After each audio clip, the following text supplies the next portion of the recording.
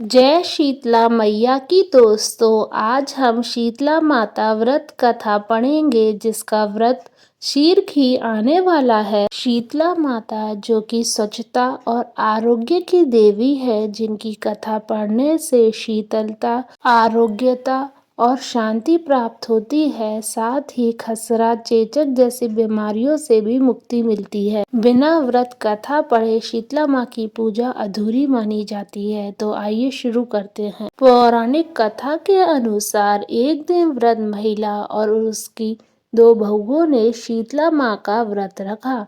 दोनों बहुओं ने व्रत की विधि अनुसार एक दिन पहले ही शीतला माँ के भोग के लिए भोजन बनाकर तैयार कर लिया, लेकिन दोनों बहुओं के बच्चे छोटे थे, इसलिए उन्होंने सोचा कि कहीं बासी खाना उनके बच्चों को नुकसान ना पहुंचाए, इसलिए उन्होंने बच्चों के लिए ताज़ा खाना बना दिया।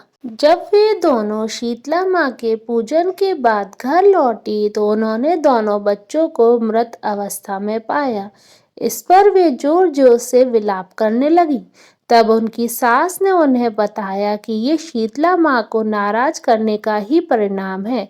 इस पर उनकी सास ने कहा कि जब तक ये बच्चे जीवित ना हो जाए तुम दोनों घर वापस मत आना। दोनों बहुएं अपने मृत बच्चों को लेकर इधर उधर भटकने लगी। तभी उन्हें एक पेड़ के नीचे दो बहनें बैठी हुई मिली, जिनका नाम औरी और शीतला था। वे दोनों बहनें गंदगी और जू के कारण बहुत परेशान थी।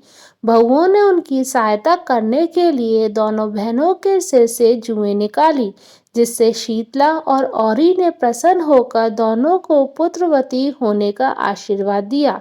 तब उन दोनों बहुओं ने अपनी सारी व्यथा उन दोनों बहनों को बताई। इस पर शीतला माँ अपने वास्तविक स्वरूप में उनके सामने प्रकट हुई और उन्होंने बताया कि ये सब शीतला अष्टमी के दिन ताज़ा खाना बनाने के कारण हुआ है। तब दोनों बहुओं ने शीतला माँ से क्षमा मांगी और आगे से ऐसा न करने को कहा। माँ शीतला ने प्रसन्न होकर दोनों बच्चों को पुनः जीवित कर दिया। इसके बाद दोनों बहुएं बड़ी प्रसन्नता के साथ घर लौटी और तभी से विधि विधान पूर्वक शीतला माँ की पूजा और व्रत करने लगी। हे शीतला माँ, जैसे आपने दोनों बहुओं पर अपनी कृपा दृष्टि बनाए रखी, वैसे सब पर बनाए रखना। अपना आशीर्वाद सबको प्रदान करना।